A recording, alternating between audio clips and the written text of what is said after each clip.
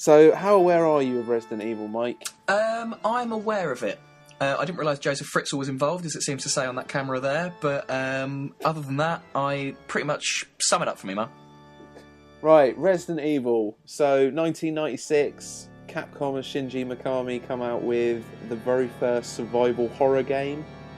You are a member of the Raccoon City Police Department's STARS team, sent to investigate a disturbance in the forests outside the city, Mike. It all sounds pretty basic so far, doesn't it? It's a wonder it hasn't hit me yet. Basically, there's zombies. It's a zombie game. Okay, lovely. Probably amongst the first zombie games, certainly the most recognisable one. Lead creator on it, Shinji Mikami, the father of survival horror, if you will. He went on to make games like Dino Crisis. You heard of Dino Crisis. Big I've never played Resident Evil, but I've played quite a lot of Dino Crisis. Right, so you know exactly how Dino Crisis plays, right? Yeah. So replace the dinosaurs with zombies. I'm there. Resident Evil. You've got yourself a customer. Done. Yeah, it's a lot of years too late. But I mean, if I could just jump in quickly, did you know that 1996, the year this game was made, was actually the year that Sarah Balabagan returned to the Philippines? She returned. Went back. Don't know. You can Google that. Don't know who she is. 1996. Back she goes. That's when she popped back. Good. I wanted to talk a little bit about the characters that I've seen so far. Yeah. Okay. So Jill Valentine. Yeah.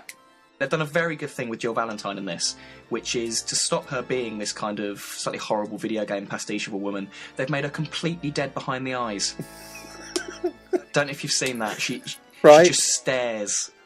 Okay, good. Yeah, no, I like how they've dealt with Jill, though. I think she's quite a well-rounded character. She's a favourite amongst the fans. Yeah, she's one of gaming's badass heroines. Yeah, because, she clearly doesn't have a soul. When you've seen that many possessed baths, there's only so much you can do. I mean, how would you feel if every time you looked at a nice, warm, relaxing bath, you remember that time that a zombie crawled out of it? Speaking of edges, Resident Evil, fixed cameras. How do you feel about that, Mike?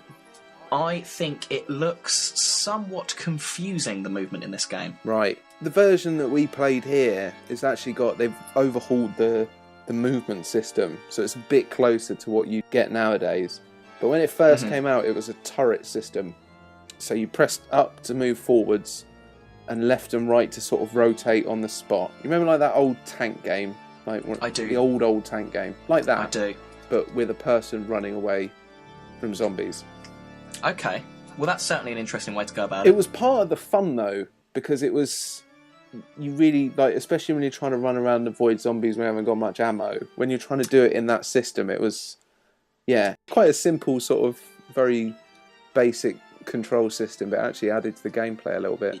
Yeah, I think so, because what you've got to remember as well, that this was made in 1996, which was actually the year that Martina Hingis became the youngest person to win Wimbledon, aged 15.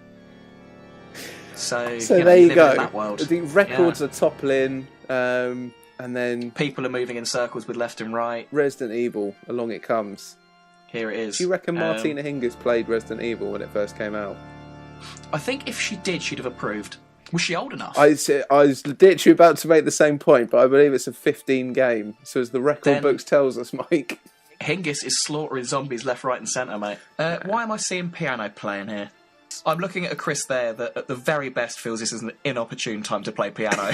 It looks like he's humouring this because the young girl's probably quite disturbed, but he's thinking... We've got to crack on here. Yeah, I mean, we're all having a laugh, love, but there's a time and a place for Clocks by Coldplay. What I love is every so often a bit of the weirdness comes out. In little things like, you're fighting through a zombie-infested mansion, and then all of a sudden you get attacked by a giant bee. Why is Chris arsing around with decorating at the moment? So this is one of the puzzles in the game.